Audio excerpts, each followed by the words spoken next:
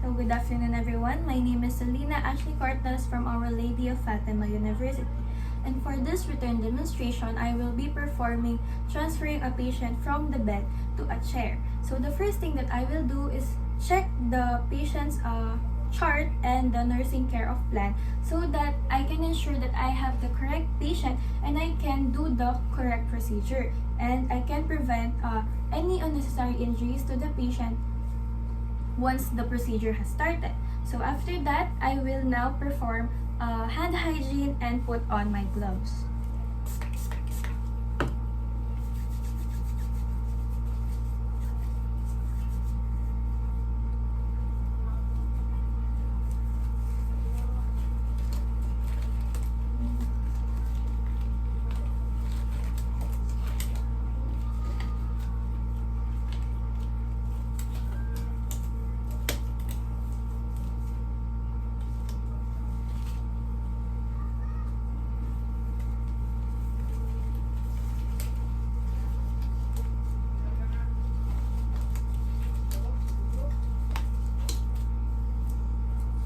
So now that I have performed hand hygiene and worn my gloves, I can now identify my patient and explain the procedure to them. So by identifying my patient and explaining the procedure, I can ensure that I have the correct patient and I can be sure that the patient understands the procedure that I will do. So, good afternoon ma'am. My name is Selena Ashley Cortez, your student nurse from Our Lady of Fatima University.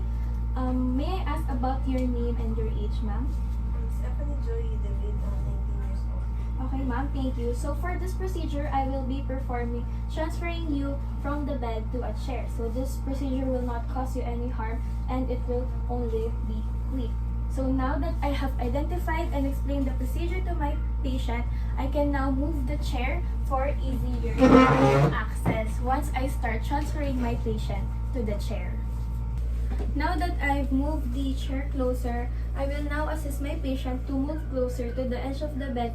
So when I assist her in a sitting position, I can help her properly. So ma'am, usog po tayo.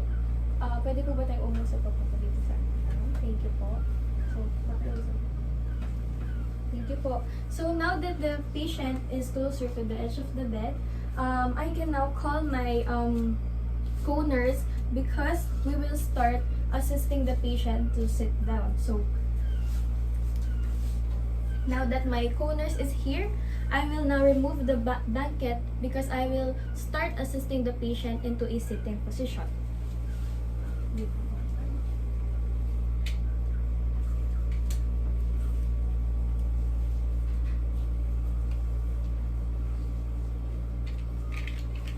So now that the blanket has been removed, I can now assist my patient into a sitting position. So, ma'am, hahawak po, ma'am, okay lang po ba? So, I will put my hands at the back of my patient and here at the patient's knee. So, ma'am, once I count to 3, I will help you sit down, ma'am. 1, 2, 3. So, now that the patient has been seated, we can now instruct the patient to sit at the edge of the bed. So once that I transfer her to the chair, there will be no extra unnecessary movement. So ma'am, usog po tayo near the edge of the bed. So okay lang po ba tayo ma'am? Hindi po ba tayo may hilo? Okay. So now that the patient is seated, I can now assist the patient in wearing footwear.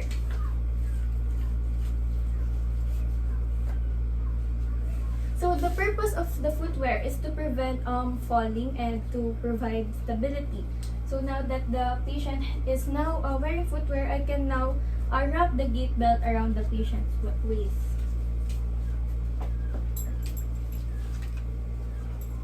Next is po.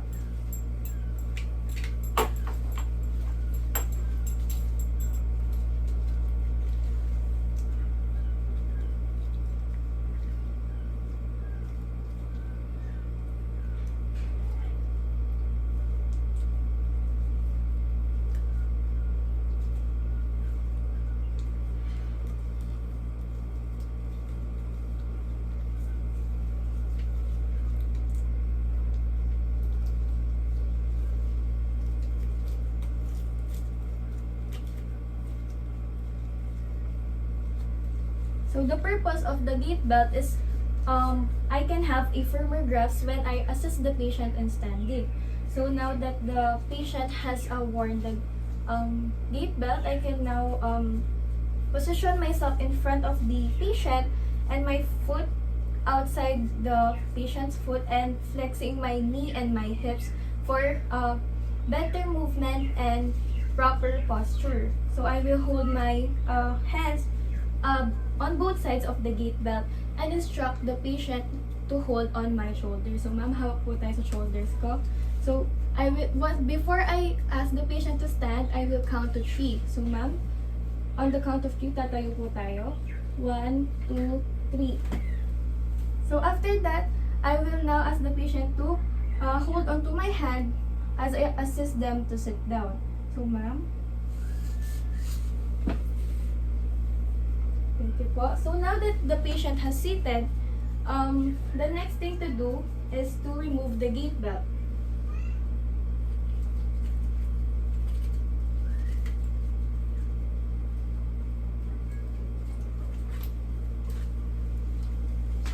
So after removing the gait belt, I can now assess my patient assess the patient's alignment if they feel any discomfort or dizziness. So ma'am, okay lang po ba tayo?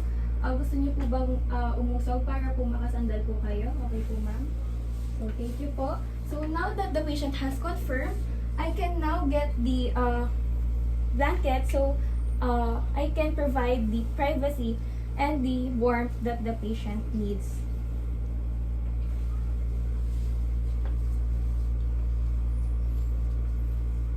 So now that the patient has been transferred to the chair, I will now clean the gait belt so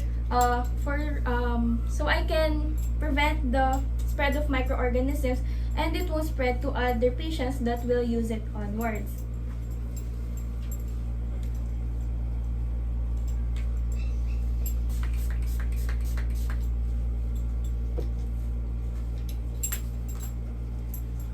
So now that the gait belt has been sanitized, I can now remove my PPE and perform hand hygiene.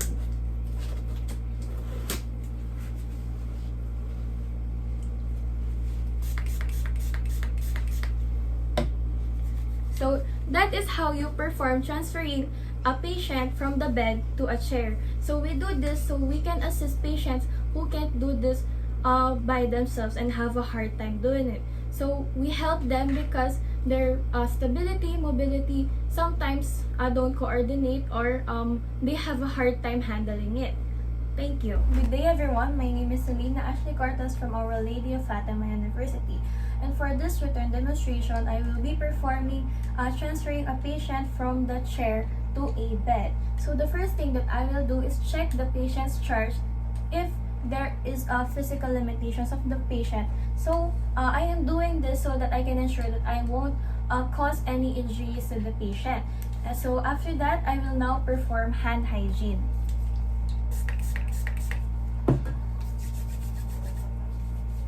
And after hand hygiene, I will now wear my gloves.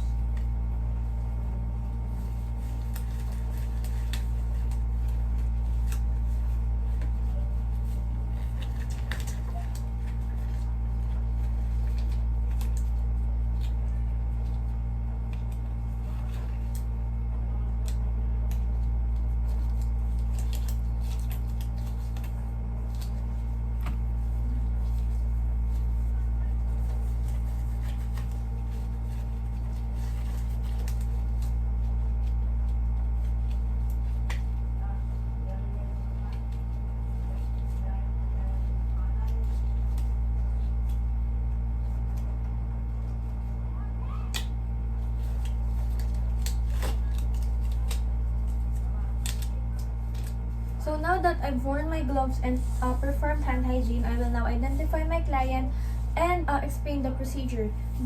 Because I am identifying my client so that I can be sure that I am transferring the right client back to the bed and I know that the client understands what we are going to do. So, good afternoon ma'am. My name is Selena Ashley Cortez, your student nurse from Our Lady of Fatima University. So before I start, can I ask your name ma'am? How How about your age ma'am? 19. Okay ma'am. How about birthday? December 6, 2006. Okay, ma'am. Thank you. So for this procedure, I will be transferring you from the chair to a bed. So this will not cause any harm, but please tell me if you feel uncomfortable, ma'am. So now that the patient has understand what we are going to do, I will now remove the blanket and the footwear. So ma'am, excuse po.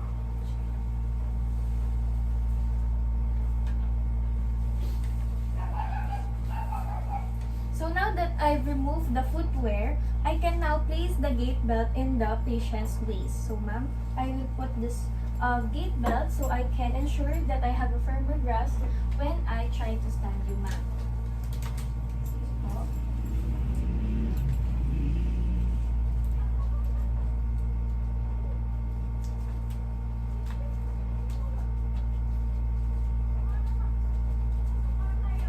So the purpose of the gait belt is to help with the grasp of the patient so that me and the patient won't fall. So after that, I will now face my patient and put my feet shoulder width apart and place my two hands on both sides of the gait belt. So ma'am, as a count of 3, we will sit down on the chair. So 1, 2, 3.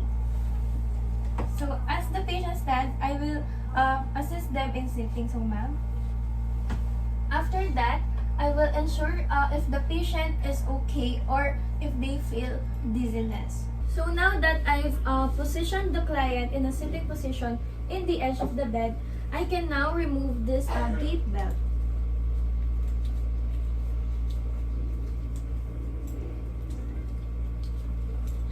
Excuse me, ma'am. Thank you po. So now that the gait belt has been removed, I will now assist my patient to lie down. So I will put my hand at the back of my patient and in the knee. So ma'am, hahawak po ako sa likod nyo and sa likod nyo po. So on the count of 3, I will position my patient into a lying position. So ma'am, 1, 2, 3. So now that my patient is in a lying position, I can now put the blanket over the patient so that their privacy won't be violated and it gives warmth to the patient. So now that the patient has been blanketed, I will now sanitize the gait belt. So sanitizing the gait belt will ensure that the microorganisms won't spread and the other users won't get contaminated.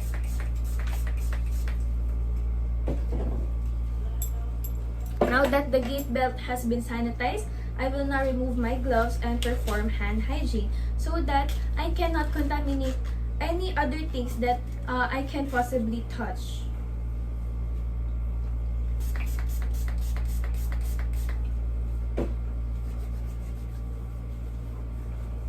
So that is how you safely perform a transferring a patient from the chair to a bed. So you assist the patient so that they can easily transfer without any strains or injuries that may prevent them from worsening their condition.